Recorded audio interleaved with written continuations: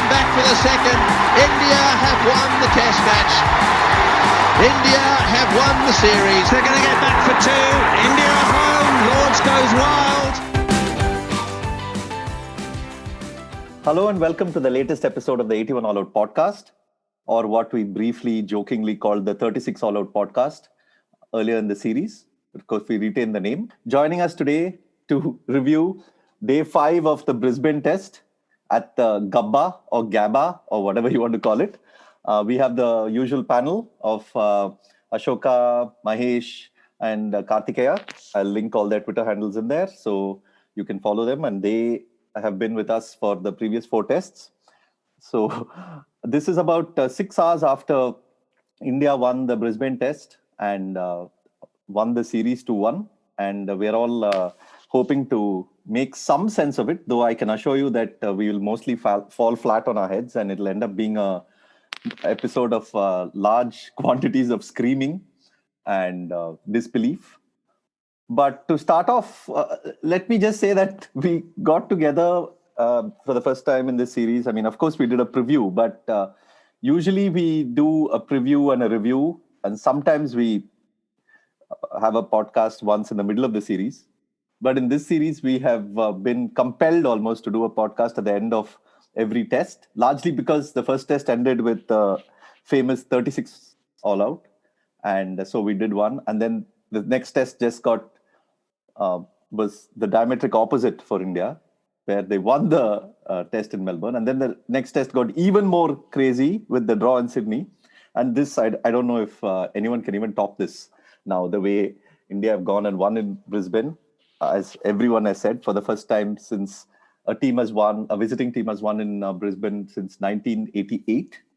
And, what has traditionally been Australia's fortress, the Gabatoir, as it's called, has been breached, if you want to use all those war-related analogies. But let me just start off by saying that, there's the final day's play overall and the final session was so enthralling and gripping, and at the same time so unreal that it took one back to some very, very precious and rare moments. For me personally, at the end of the match, I thought I couldn't think of anything but the 2001 series when India won that against Australia after what Lakshman and Dravid did in Calcutta, and then winning in Chennai with Harbhajan getting those winning runs. I mean, I was in college then, and I would have never imagined a cricketing moment topping that. But well, it's matched it for sure, and over time it'll probably top it. I mean, of course, I can't be that same 18-year-old again or 19-year-old again or whatever I was. I can't. Obviously the feelings are so different then when you're young and far more idealistic. But just in terms of cricket and what we saw in this series and what India was when they went into this test and after that. So, I'm not going to rate if this is the best test or the best ever series or anything, but just the sheer fantastical nature of it was something I will never forget. And it's been 6 hours, as I said, 6 to 7 hours, but it's still not sunk in, and it'll probably take a while to understand and realize and process everything. So with that, let me bring in everyone here. So Ashoka, I mean, you've needed to. First of all, I'll say, don't be a coward. Accept that this is the greatest test series that you have seen. Okay, don't say it matched 2001, 1985, and all that. This is the greatest test series that you have seen. Because look at the context, dude. I mean, we are battling with 3 people in the team. They actually, the rest were all.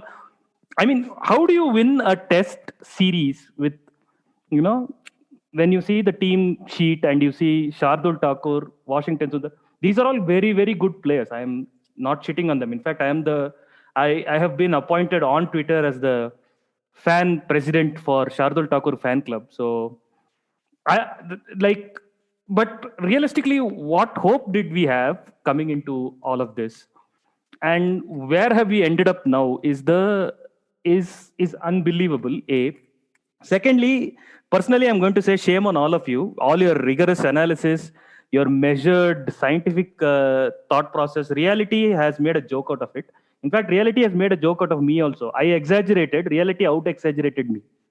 Like every time I say something extraordinary, like Shardul Thakur is the greatest batsman, reality will come back and say, now he will make 67, he will hook, Pat Cummins for a 6, and then he will do a cover drive, which is probably the best shot in the series. That's what Shardul Thakur is going to do. Not only that, he's going to pick up 7 wickets. Then comes Washington Sundar, the last time I saw him bat this assuredly was in TNPL, where he made, like, in the inaugural series, he made like 500, 600 runs, the mad runs. But look at that bowling attack and look at this. And what has he done? He's just scored some 80 odd runs. Then your first choice openers, like you expect going into day 5, Rohit Sharma will, come and bat and beautifully and make some great runs. He gets out at 7, and then this young kid, Shubman Gill, comes and makes 91. So reality has out-exaggerated all of us today, and there is nowhere to go. We have to accept that there is, exaggeration has failed. So has measured analysis. Today has been, a wild deviation from normal. That's what today is. And secondly, this all feels a little bit criminal, no? As you're saying, it took you back to your childhood days. For me, it feels like, it feels the same. And therefore, I am very skeptical that, is it allowed to be this happy? Is one allowed to be this happy? Because we are just coming out of 2020, and reality has been kicking all our balls left, right, center. And today has been like a wild rush of happiness, and I'm asking myself, okay, should I be happy? Should I be overjoyed? Because this feels like it. This occasion demands it. But I am not even sure that if I should be this happy, but it's been a fantastic result for the team. And they should really be, India should really be proud of what they have achieved. There is very little excuses that people can throw their way that, no, it is because of XYZ reasons that you won the series. They actually went against a near full strength Australia, and they got a 2-1 result. So yeah, it was a full strength. I don't see any near full strength here. No, Warner was not there for a couple of tests, right? Yeah, but I'm saying the final test, the Gabba test. I think you can say Pukovsky missed out and all, but come on, I guess given everything, this is pretty much as good as you can get. It was not a December Gabba test. Tim Payne will say next time you come in December, not in January. Oh yeah. Next time. The next time you also come to Delhi on day 5 on Kotla, and then all that. See, this is all. So the point is, there are no excuses to be made. This is a full-on great victory by the Indian team. They have beaten odds that I was just before even joining this podcast, out of curiosity, I just went to Stats Guru and saw how many times has a target of 300 plus has been set in tests for the 4th innings. Nearly some 695 times. That is some insane number of times. And how many times teams have won chasing 333 times? So you have just a 4% chance to win a test if your opposition keeps 300 plus as your target.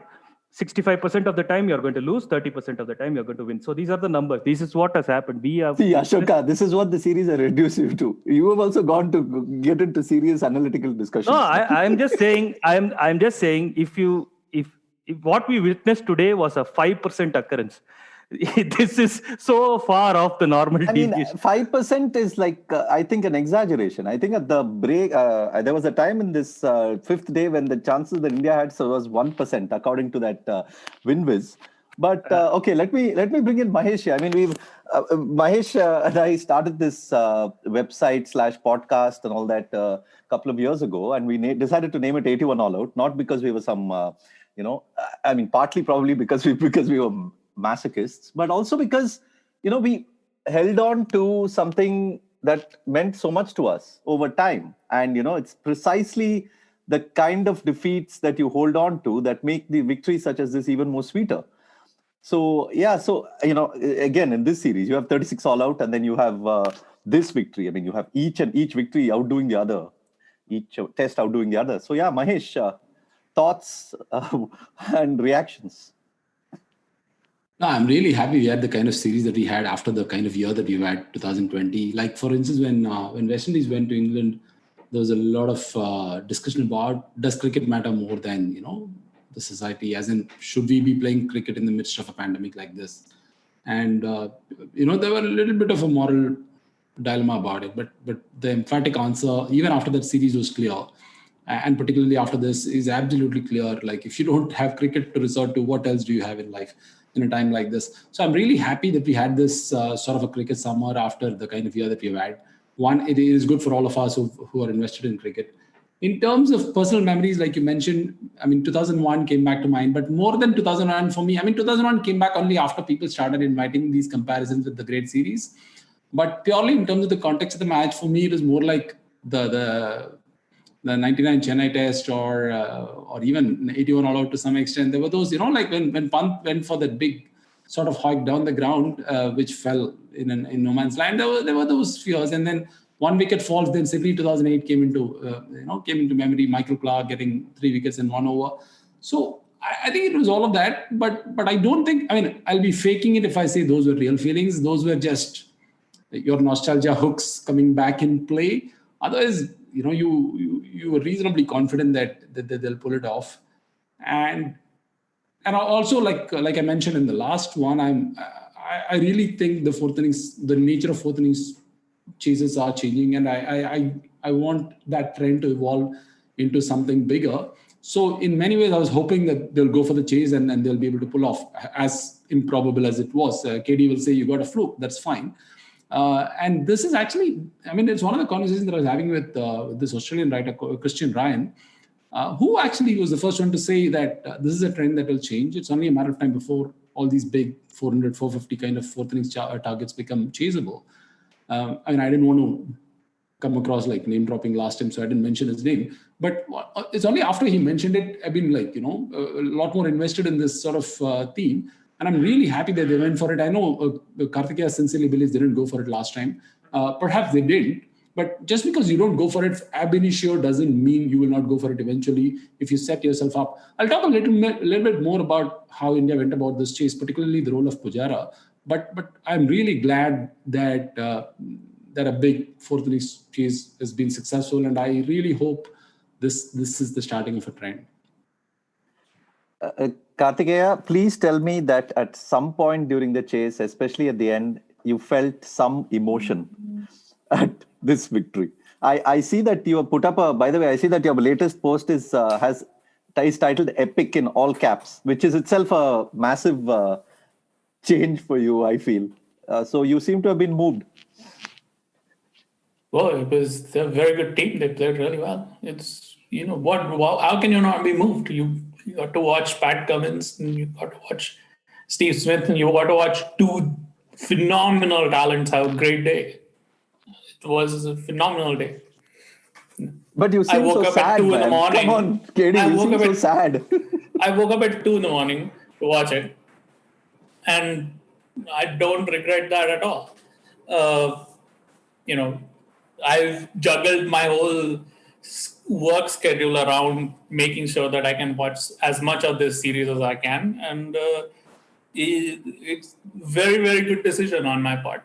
Basically, it's been a much faster scoring test match overall compared to the first, especially the first two and even the third. Like, for example, in the first test match, it was average first inning score over 100 overs was 260.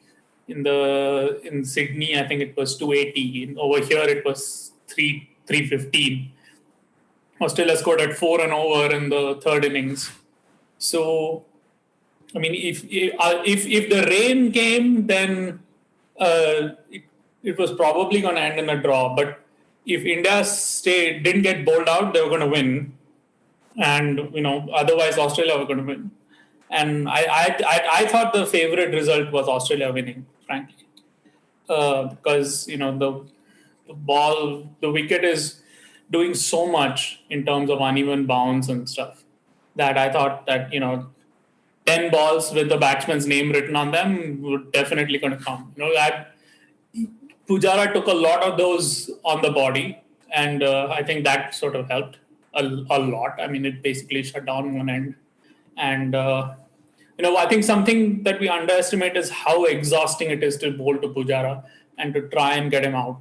Because, I mean, he lasts like hundreds of balls in every test match, and, the bowlers probably get tired just bowling at him and make life easier for other batsmen. But, I was never, ever in doubt after, let's see, even after Ajinkya Rahane got out, I never felt that, this was ever going to be shaky. Well, I hate to agree with Kartikeya, but I'm going to do that because I thought it was Australia's match to lose till at least, the 70th over or the 75th over. Once it went to the new ball and, the total started coming down to 60, 65, only then did I entertain any hopes of India winning at all. Till then it was very bleak, man. I mean, 300 in a day. I don't know. Mahesh speaks of a trend. I want to believe it. And surprisingly, he's more progressive in this thing, in this opinion, because I watch more T20 than he does. So, but I still think that if you have a 300 plus target, you're not going to make it. Most of the time, you're not going to make it. The best you can hope for is a draw, is what I think. And it is going to be a very, very, very rare event simply because of the number of overs that you get to face and the amount of mistakes that you're allowed to make. I mean, I'm not saying 5% will become 50%, but 5 to 7.5 is still a 50% improvement. That's what I'm saying. And that it's a bit like the follow-on effect, right? It's not like every team which follows on and puts on a big sort of third innings total and goes on to win. It doesn't need that level of consistency for the dynamics to change. All it needs is two big such innings, and the dynamics of such declarations will change. So that is what I'm talking about. Yeah, I mean, it used to happen with Sehwag. I mean, when Sehwag was in the Indian team, teams would not declare, even with a target of 300, because they would say, okay, what if this guy gets like a quick 80 and then we're finished? So Sidvi and Mahesh, the point is, if it moves from 5 to 7%, you still will have 93 or 94 times. You're not going to see it. The occurrences that may increase slightly. In that case, you are not going to still see a 300 plus chase that's going to happen. It is going to be still rare unless it moves from 5% to 30%, say. So every 10 matches that you see in which teams are set 250 plus targets. Let's not even go to 300 plus, 250 plus targets.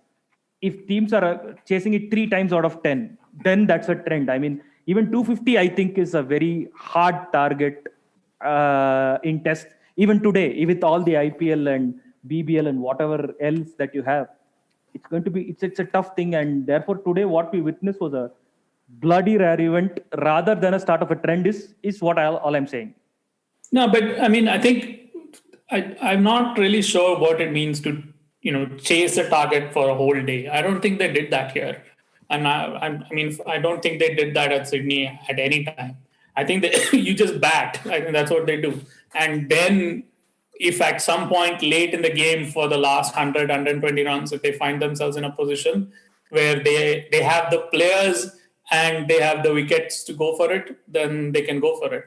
Right today, I think there was 100 to win in the last 20 overs with Pant well set. Then it was a and wickets in hand, 6 wickets in hand, 6-7 wickets in hand. It was even worth Pujara it. was there. Even Pujara was there. And when they went for those, when they started playing those really innovative strokes and started actually going for it, it was reaching a stage by when India would have found it difficult to lose from there.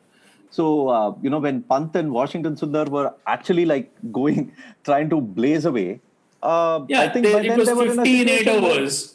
Yeah. It was 50 in 8 overs. So by then they had backed the rest of the 5 wickets to be like, okay, even if worst case, they will hang on. So and they sort of also, I think one of the other things that they wanted to do, I think, was also to see off most of Cummins's last spell. Then that Cummins's last over or penultimate over, I think then Washington Sundar took those 2 chances and, then they started swinging. that is something that these guys are really good at. And I think you can say that it's because of IPL or because actually even there's been so much run inflation in one-day cricket in the last 15-20 years compared to what one-day cricket was in the 90s. And so these guys are all very they've cultivated all these strokes. I mean, so it's not like they're improvising it's not like they're improvising and doing something they've never done before. They've done it a lot. So yeah, I mean, even in Headingley, when Stokes went with those reverse swats and got sixes, I mean, he had practiced that. It's very clear. It's not like suddenly spur of the moment It's more than these innovative shots, right? These taps and glides and sort of drill scoops or whatever. It's much more than that. The fact that they practice consistent hitting so often, so many times, will lead you to become a better hitter. Of course, it's going to take away something else from your game. But by and large, a median cricketer today is a much better hitter than, like when I say hitter, I'm saying you keep a long on there, he's going to play the long on comfortably. That's what Shardul did. That's what Pant did today. So that, I think that's what Rohit Sharma tried to do and then gave up midway and got out. I am not sure if he actually tried to do that, to be honest. He was trying to repeat the chip shot that he played fairly well in the previous innings, in the second innings at Sydney. But we can take this. I'm happy to take this bait, but today is not the Rohit Sharma day, I suppose.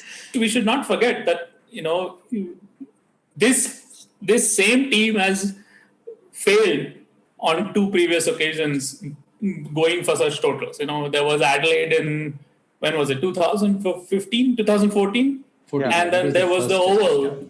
Yeah. There was Oval in 2018.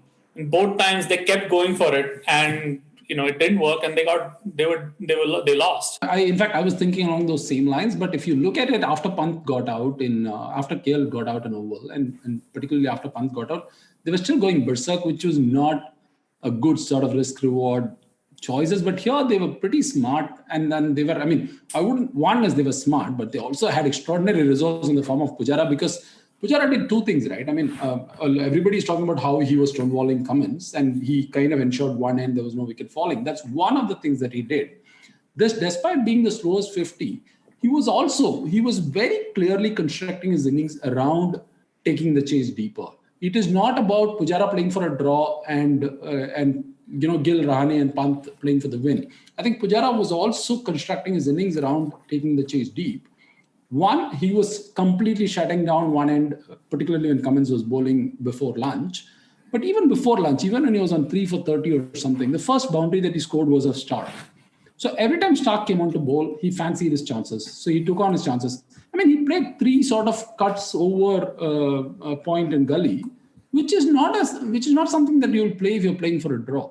So Pujara had a very clear strategy of taking Cummins as a wicket-taking threat out by completely blocking him. Then also kind of fancying his chances against other bowling. Like he took on Nathan Lyon when he was bowling short, just like marginally short. He went back and he was not going like straightish mid-wicket. He was going behind kind of square where there was a gap. And there were 2 fielders in the circle. He got a couple over there. He got a boundary over there. And even the one over that Labuschagne bowled, he was trying to hit every ball. Like, that could have possibly delayed the new ball. He could have probably bowled 3-4 overs. He could have invited Pant to take on whatever. But none of that happened because Pujara was so intent on scoring against other bowlers. That is a better way of looking at Pujara's batting than just saying that he's wasting deliveries. I mean, what is wasting deliveries, first of all, when you have 100 overs and 300 runs to get, and all you have is just one mistake against you, and then you're gone. And then you're exposing your lower order. I really don't know what wasting deliveries or bunting is in or stonewalling in that context. I don't understand why people even say that. Yeah, but they say that because they think about all these things in extremely sort of tactical terms. Whereas this is not, I mean, I don't think Test cricket is tactical in the same way that T20 is tactical. That I think the Test cricket is about the quality of the labor. It's about the quality of the bowling and the quality of the batting.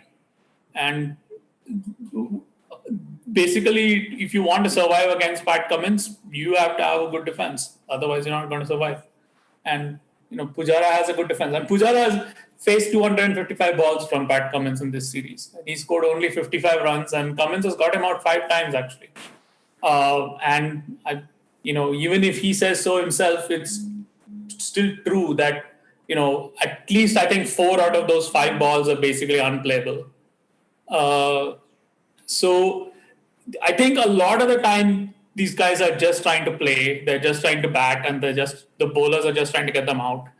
And sometimes the game breaks into a situation where they can get 100 in the last 20 overs or 50 in the last 8 overs or something like that. Those types of small situations where for half an hour, 45 minutes, they can sort of push for some specific goal. But by and large, I think what they're doing ball after ball is to try and survive the batsman. I thought at the beginning of this test match that if India were to chase this, they would have to have someone at the top of the order make a big 100. And basically Gill made half of it. He made 91 and Pujara made 89. And between Pujara and Gill, they made, not Pujara and Gill. Between Pant and Gill, they made 180 in, I think, 274 balls. That's one awesome innings. But it was not, okay, I'll probably want to intervene over there. One, I agree with your assessment, let's say, of the Sydney chase, for instance. They were just playing their game, and if they found themselves in a situation where, they could take it deep, they would give themselves a chance. But here, while Pujara was kind of stonewalling Cummins at one end, Gill actually was taking fairly disproportionate chances against Starc when he came back after lunch. And some of the shots... You think that's not his game? I don't think so. I don't think in a normal situation with 2 fielders back, with fine leg and square leg, he would have actually taken him on over the top. I don't think so, if not for a very clear purpose of chasing down that target. And even I think in these situations, especially against this attack on this wicket, which is sort of fast scoring, where the ball is hit on the rise. Hardly effective. I don't buy into this attack when you were talking about Starc, particularly in this innings.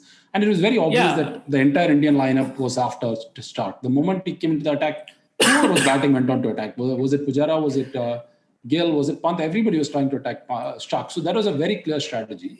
Yeah, but that's not... I think that's sort of... I'm not sure that that's a strategy, because I think basically Starc is a different kind of bowler compared to Hazelwood and Cummins. Starc doesn't really have the back of a length holding delivery. He's an out-and-out attacking bowler.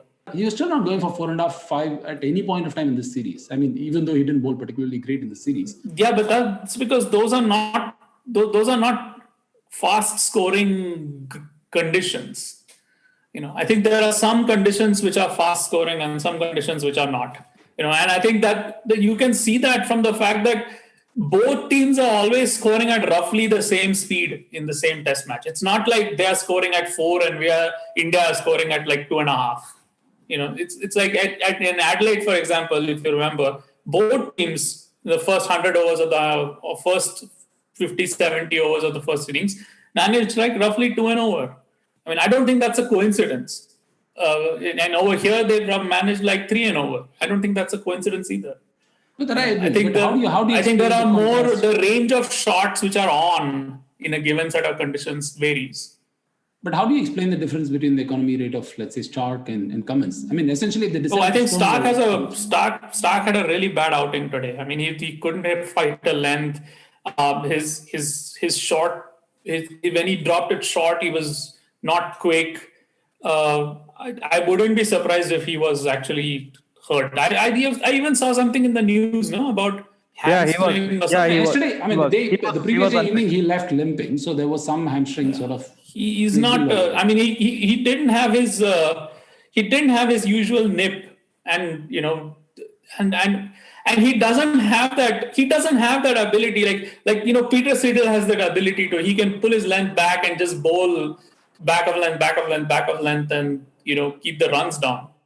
And Mitchell Starc doesn't have that. He has to go full blast all the time. That's his game. And when the things are in his favor, he's unplayable. And, when they're not, you can score runs from him.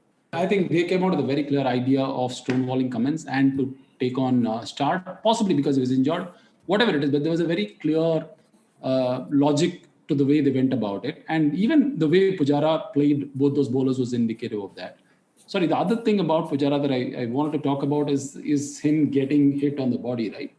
Like, I mean, I know it can be talked a lot about in the form of grit and character and all that, which is fine. I mean, getting hit off a cricket ball, especially voluntarily, is not easy. I mean, all credit to that. But my point is, a lot of cricketers would be willing to do that. I mean, at least at the international level.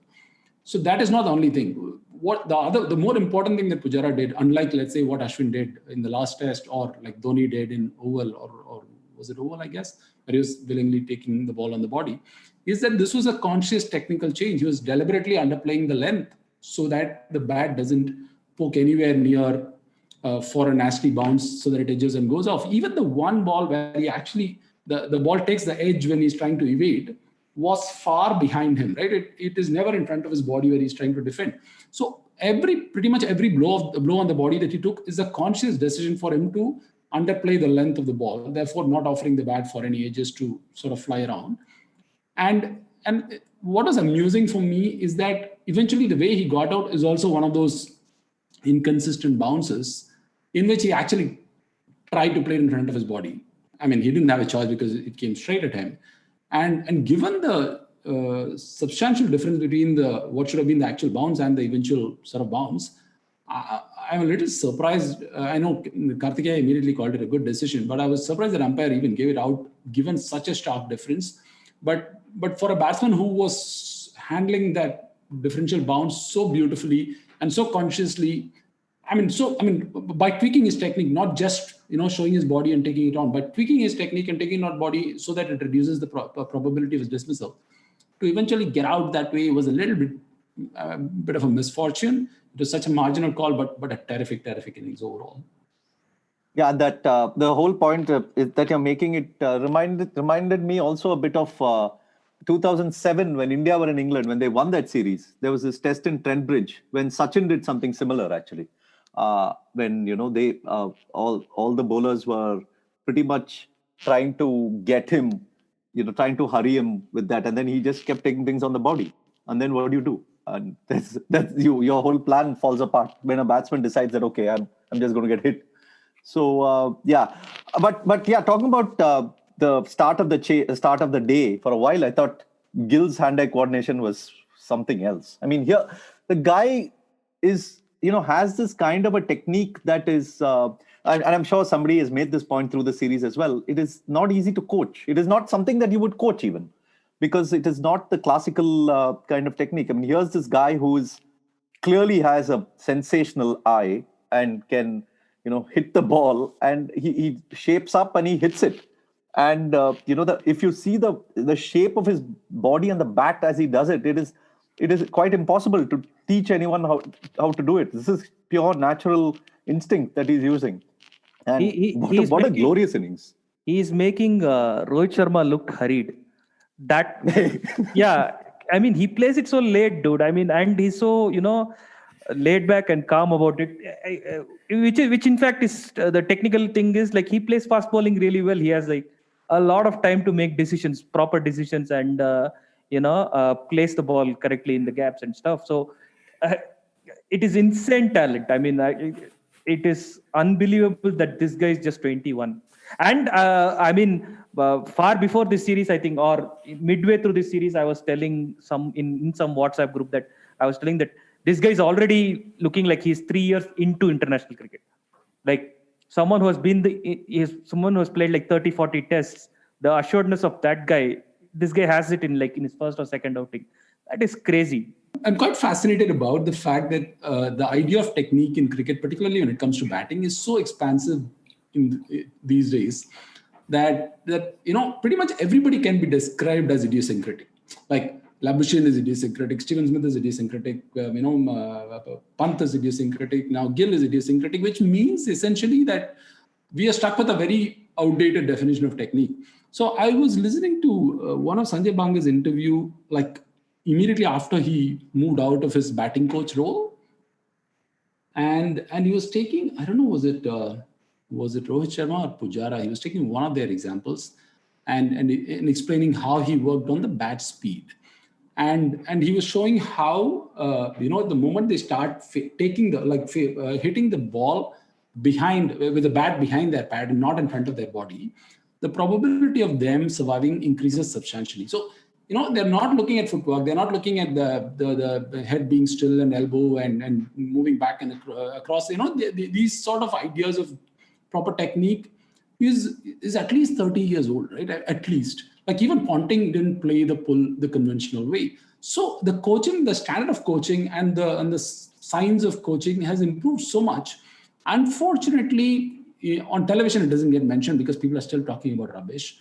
And even in terms of writing, I don't think cricket writing has explored this aspect enough, because there is, even from people like Vikram Rathore and Sanjay Banga, there's so much to learn, because these guys have gone through proper sort of, courses, education on coaching. And you can't go by your opinion of Sanjay Banga as a batsman. You have to understand what he's bringing to the table as a coach. So my sense is that what we see as idiosyncratic technique is also fairly refined technique, and someone who understands how to coach will know how to tweak, let's say, someone like Gill's game. Like even Marcus Harris, they showed, right? He doesn't look like a technically perfect player, but look at the changes that he's made from the last series to this series. So my sense is that we are seeing a lot more so-called idiosyncratic cricketers, because I think the science of coaching and the idea of coaching has expanded the definitions of technique. And unfortunately, as sports followers, we do not get enough depth on it. And unfortunately, especially given the kind of video coverage we do have, and there is so much of a chance to provide that. I mean, by whoever wants to, especially former cricketers and things. Occasionally, you do read, but yeah, there is nowhere as close to the depth. I mean, I'm talking about the coaching. Sanjay Bangar, Vikram Rathore, the bowling coach Bharat Arun, Paras Mamre, who has coached young Indian bowlers. And there are various other cricketers. I mean, it's instructive. And I was talking to a couple of people about this, and it's instructive that all these players never had this access to this coaching when they were coming up. And in fact, there was this interview with Bharat Arun where he said that, when I was, coming up and when I was trying to become a bowler, become a medium pacer, people were always talking about, the technical aspects and telling me that you're not releasing the ball where you should release it. But, it is very difficult for a bowler to adjust where he's releasing the ball, simply because he's, when he's going through the action, he's not going to minutely focus on that angle at which he's releasing. Instead, he says the easier thing to tell a bowler is where to pitch the ball. So you tell the bowler where to pitch the ball, they will automatically adjust where they're releasing it from. The fuller ball gets a different release. The shorter ball gets a later release.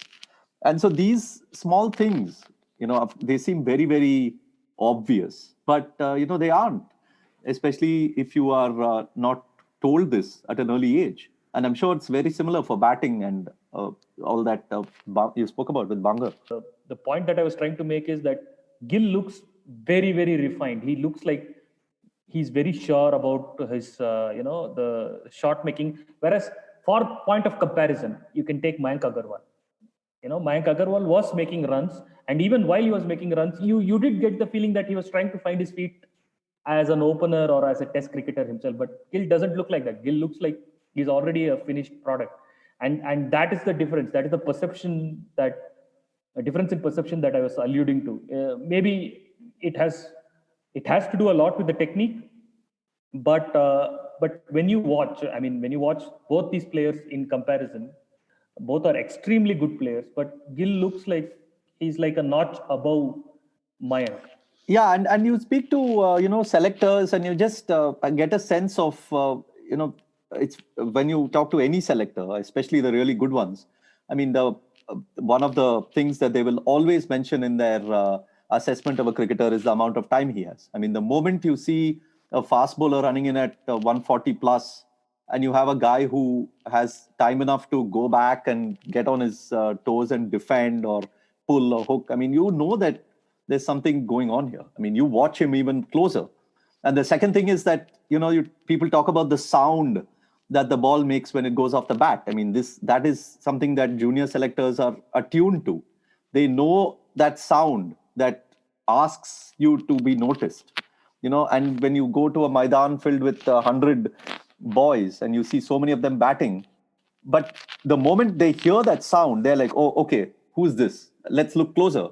So these are all blatantly obvious that Gill, when he was a very young kid, had all this. And so he's coming here pretty ready. But again, he also had the advantage of 8 overs. He also had he's equipped for various other reasons as well, because he has gone and played against pretty good attacks all over wherever he has gone. And also, let's not forget the fact that he's a phenomenal player in Ranji Trophy. I mean, he's got an extraordinary record in Ranji Trophy, even without 8 overs, even without the Under-19 World Cup or whatever. The guy's first-class record is unbelievable. So he's always been a notch above the rest in pretty much every category of cricket that he's played in. And apart from defensive technique, in terms of shot making and sort of, basically justifying the risk reward of his style of play, he's always been far above anybody in his league. And that shows. So it is no surprise that he's better than Mayank, for instance. But my only note of caution is that his technique of limited movement, of playing besides the line, of playing it late, right under his eyes, will get tested. And it'll get tested if I know like a lot of people in retrospect said that are happy to say that India should have played Gill ahead of Shaw even in Adelaide. But it's, in those kind of conditions against these kind of bowlers, he could have been equally tested as well. I mean, I'm as excited about Gill as you guys are. It's just that I'm just saying he will be tested. It's a peculiarity of all these players from Delhi and Punjab. No? This method of staying beside the ball. Sehwag used to play like that. Gill plays like that. Pant plays like that. Dhawan plays like that. Pujara plays. Kohli occasionally plays like that, actually. Yeah, Kohli is actually an exception. I think Kohli is a much more. What's the proper word here? Much more conventionally orthodox player. I mean, he and Smith are actually like an exceptions right now. They are both conventionally orthodox. They stand with their feet close together. They go forward or they go back. Whereas these guys, Mayank Agarwal, if you see his stance, it's like he's almost playing forward, like before the ball is bowled. And that's how far apart his feet are. And the whole theory of that is, it seems, according to something I was reading the other day in one of these TCM articles, is the whole point of doing that, standing like that, and then also standing with the bat high up in the backlift, is to save time. So that you don't really have to move that much to shift your weight back or shift your weight forward and bring the bat down. But it doesn't. I mean, there are players who are playing in a normal way who are doing just as well. So it's not clear that it's a better way, but it's definitely a different way. I wanted to talk about Lyon. I mean, given his record in Australia and given his experience and given that this was a 5th-day pitch, which is pretty much, his playing field or spinner's playing field, as it's generally expected to be. What was your assessment of him? And did India just basically have a terrific plan against him? Because each batsman, it was pretty clear that they were right from Sydney, in fact.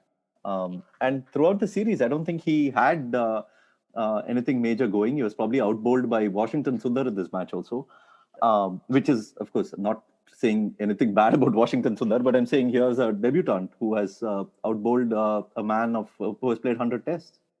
But I thought he was terribly unlucky. Not that India were like going all out bonkers, except Rishabh Pant, who's normally only bonkers. But I thought he was terribly unlucky, and he should have gotten more wickets. I mean, he would repeat this performance and would get more wickets some other day. I am 100% sure of this. But he actually bowled very well, I thought, for someone who didn't get that much wickets. I know that Vaughan was going on about in commentary saying that he should be bowling outside off stump length. What is he doing trying bowling middle and leg and all that? But that is Shane Warne and that is Nathan Lyon. I am not an expert. I have not taken 1 wicket bowling spin, so I would not want to comment on that. But overall, I thought he was really very tight and he bowled according to plan and to the field. At least from what I saw, he beat Rishabh Pant 4 or 5 times, man. And there was one difficult stumping chance also. And the ball was turning wildly. So he would have gotten more wickets, I thought, here. Sydney, also, I felt that he was slightly unlucky. There's also the LBW to Pujara, which on another name I got. I mean, India played him well. I mean, these are good players. These are, I mean, I don't think there's another 11 or another batting side in the world right now, which is this good against spin. So India played him well, without question. I don't think he bowled as badly as his figures suggest. I mean, his figures are harsh. One of the advantages for Pant is that he played in 2 situations in which, like the Sydney one was, it was an innings where he had nothing to lose in some sense, and he could, especially at the early part of the innings where he went berserk against Lyon. But the nature of Lyon's bowling is such that given the amount of overspin he gets, he's a particularly hard bowler for some of the Indian cricketers to play because Indians like to go on top, take the aerial route and go down the wicket and head him over the top. And if there's any type of bowler who's it's going to be hard against, it's probably someone like Lyon, right, who gets so much overspin, and therefore the probability of you sort of skying an aerial shot is higher. So what I think Indians have done very smartly from some of their past mistakes, especially from the last series, is the fact that they don't attack him too much, and even when they attack him, they don't try to go aerial. Like the way Gill plays is pretty much along the ground. I think Rohit Sharma is the only one who still tries to go aerial. I mean, when like Mayank of course did, but that was such a clean hit.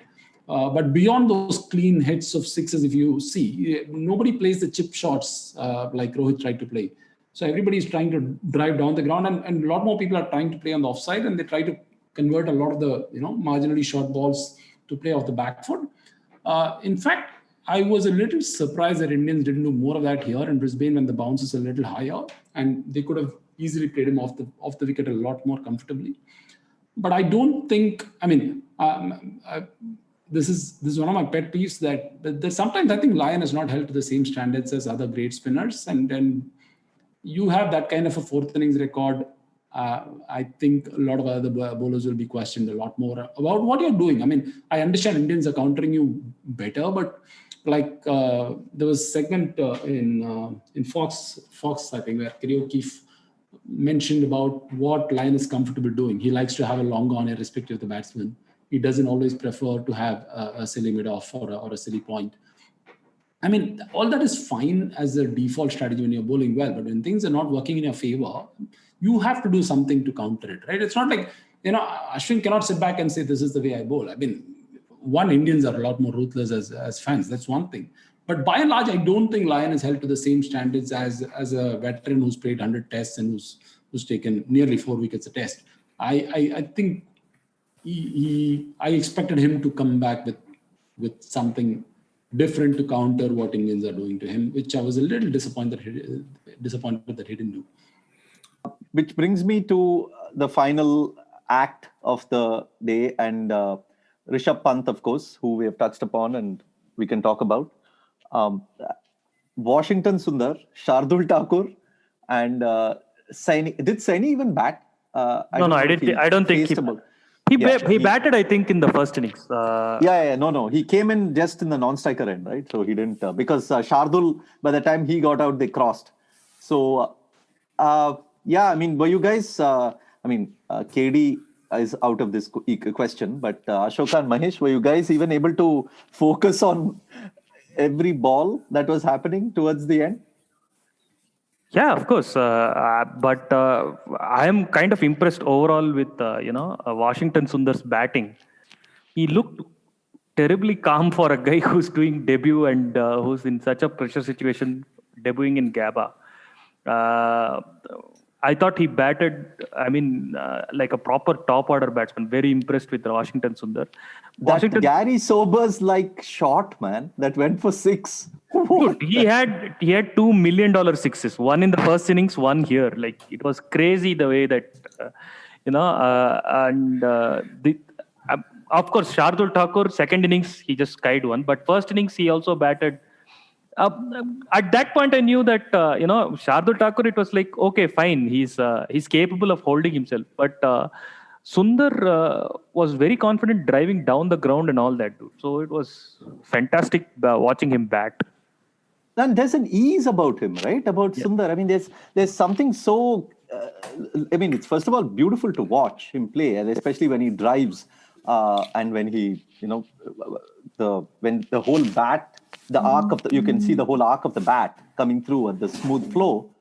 But again, which brings us back to that time. We spoke about it with Gill, but even Washington Sundar seems to have quite a lot of time on his hands there. Talking of Washington Sundar, like both of you mentioned, he looks very organized, and he looks like a proper batsman. That's also because he started off as a proper batsman. One thing I was very surprised about the hook of Cummins for 6 was in the first innings when he was trying to score runs faster, especially with the tail, he was actually struggling to hit the fast bowlers of the back foot. Like, he tried to play the card, he tried to pull, but he couldn't really connect anything. And then, when Lyon came on, he hit that 6 with extraordinary swag. But apart from that, he wasn't really comfortable, or I wouldn't say he had a lot of time to play the shots of the fast bowlers. He was organized enough to drive in front of the ground, but he wasn't too organized enough to, play all the shots. He didn't have too much time against fast bowlers to play all the shots. So in a way, I was a little surprised with the hook, but I also think it was a little premeditated. And that kind of gave him the extra time, but an extraordinary shot. And the next one was a bit of a streaky shot, right? It took the top edge and went into the square region. I was very impressed with the first drive that he played, the off drive. And there was another off drive that he played where he almost took off for a single. Thankfully, Pant responded pretty quickly. So it was an impressive innings, but I think the first innings was really impressive. Second innings, it looks great because he got the hook going, but I don't think, to reach for Sobers is a little too much, but I thought it was a little premeditated and that kind of helped him. Many of these guys who played in this, Shardul, Washington Sundar, who knows when they're going to play again? When the India is in full strength, there's no spots available. Saini, Siraj for that matter, who we haven't even spoken about. And by the way, we decided to focus this only on day 5 because there was so much to talk about. But hopefully, we will also do a full series review at some point to recap all the performances and talk a bit about a few other players. But my question is, shouldn't there be some questions asked of the Aussie bowling attack, given how much hype it was? I understand. Going into this, there was so much hype about, is this the best bowling attack since, or not even since. In fact, they were comparing it with McGrath, Vaughan and Gillespie and Bretley and whatever. And the primary argument seems to be the fourth bowler here is better than the fourth bowler over there, which is a nothing argument given the second bowler there is Vaughan, if not the first bowler, and the second bowler here is Lyon. And that difference is not going to be bridged by even having a sixth bowler better than their fourth bowler. And Starc didn't quite perform well, and Lyon didn't quite perform well. So I believe Australia, if anything, were let down by their bowling more than their batting. I don't think so. They created a lot of chances in Sydney. They created 130 fall shots and they got 5 wickets. That's not going to happen most times when they create 130 fall shots. It's not. You can say that India. One outlier is fine. 3 outliers. Right, you can say that. But so this is Australia teams have chased more than 300 in Australia 3 times in 150 years. And this was the 3rd time. And teams have survived 131 overs or more to either save or win a test match 4 times in 150 years in Australia. And Sydney was the 4th time. These are and India have also been bowled out for 36 in this series. So this is a weird series where there are all kinds of outliers. I don't think there's any sort of general conclusion to be drawn. You can talk about that Australian side of Vaughan and McGrath. That side faced one decent bowling attack in England in 2005 and they lost. And they were in exactly India's position. McGrath was out for three tests, and they lost the series in that time. No, that's right. So, I'm not really going to entertain a comparison between them and these guys. More importantly, given how these guys are better. I don't think I buy into that. But anyway, that's a separate argument. But given how much hype there was coming into this, outliers explains part of it. I understand how Adelaide was an outlier. I can understand why Sydney was an outlier, given the chances created versus the eventual dismissals. But a fourth-day chase being such a rare thing cannot be just dismissed as an outlier because, did you create enough chances? I can understand the Sydney argument, but I don't understand this. At the end of the day, you can't be chasing such a big total on a fourth day without the bowling attack not being penetrative enough. Of course, you could argue the pitch was not assisting enough. It was not breaking. No. I think Mitchell Starc is definitely subpar right now. Compared to what he was earlier in the series, he's definitely not there at all. Even earlier in the series, beyond the new ball spells, I don't think he was particularly penetrative. Yeah, but the point, I think, KD, my question to you is that, okay, rub of the green outliers, all fine. But over 4 tests, you expect the better team to win, right? That's almost a given. Yeah, you do.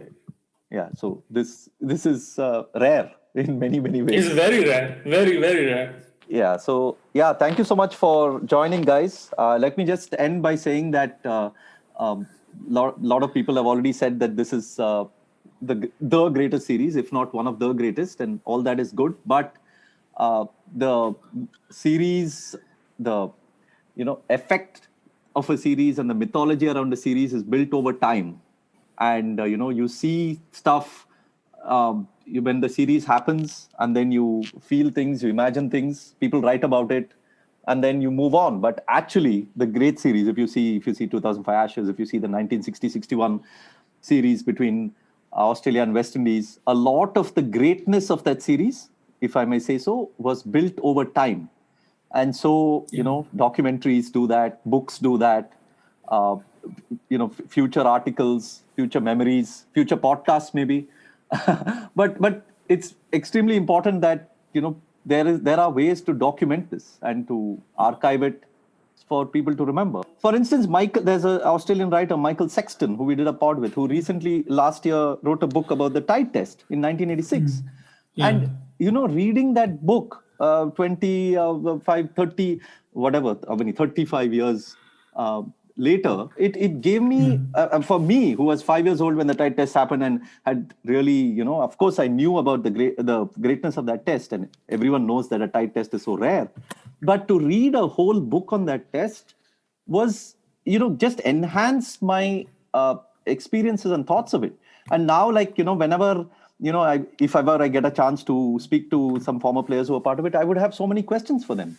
And this is how a great event builds. That's all I'm saying. And so I would urge anyone who is listening to this pod, if you're a writer / filmmaker / whatever, anyone who is in the creation of content, to look into it, to save all the material that you have collected in the series, if you're a reporter, or, and take it forward and tell and keep the stories burning bright. So for that, thanks, guys. This has been great series, and thanks for joining. Thank you. Thank you, man. He'll come back for the second. India have won the test match. India have won the series. They're going to get back for 2. India home. Lords goes wide.